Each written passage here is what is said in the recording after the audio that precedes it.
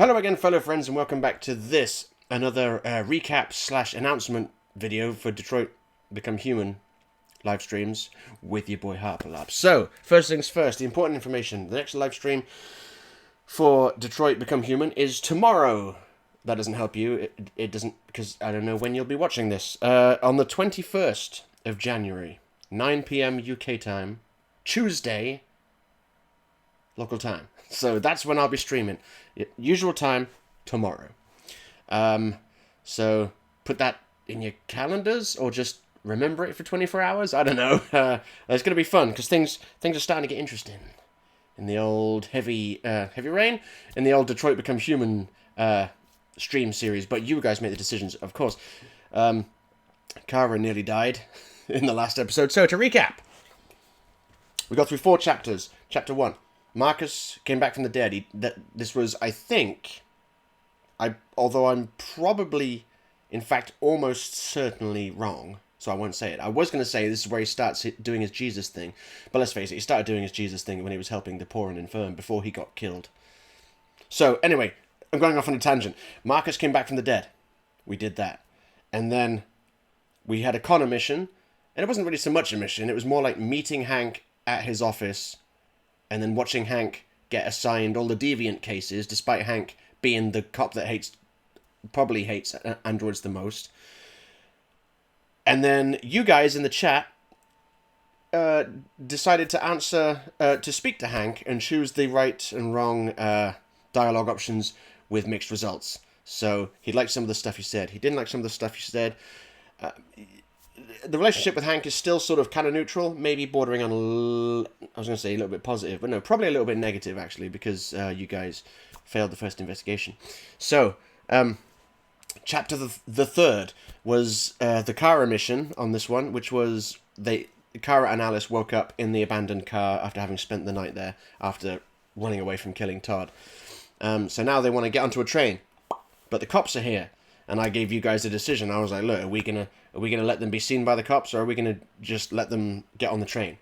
And it was close, because I like it. There was some close voting, but the vote decided to have Kara and Alice be seen by the cops. And I suspected I knew what was going to happen when they get spotted by the cops. I'd never let it happen to me before in that part.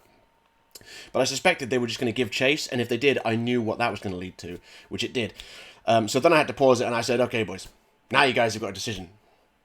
Are we going to get Alice and Kara across the road safely, or are we going to not try to avoid the cars? And the votes were so close that it was a tie, so I had to flip a coaster. I didn't have a coin to hand, so I had to flip a coaster. And I was like Two-Face. I'm like, I'm going to let the coaster decide their fate. And I tossed it, and it went behind me, and I was like, that was foolish. Okay, toss it in front of me. Nope, it landed vertically. 3rd time, because I didn't want to throw it down there. It makes a lot of noise and everything. But I said, I'm going to have to just toss it properly. Toss! And I did. And the fates decided that Kara and Alice must live. So there was that. And then the final chapter, it was a Marcus one again. Marcus was just finding his way to Jericho. So basically, 2 very important chapters in the story. Both Marcus's.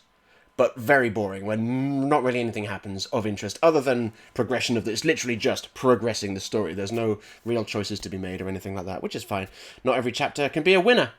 As Keenan on SNL in the David S. Pumpkins sketch would say, look, there's 100 floors, they can't all be winners. Oh man, no one even knows what I'm talking about. So, that's where we are. Kara and Alice managed to escape.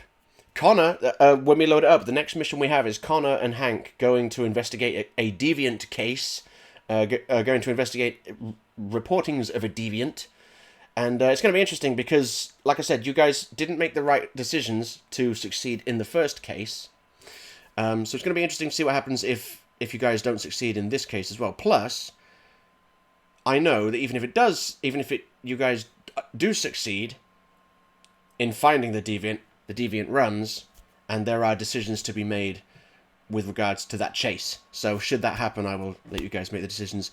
And those are long-lasting decisions that will have far-reaching consequences in the rest of the story. So that's basically where we are.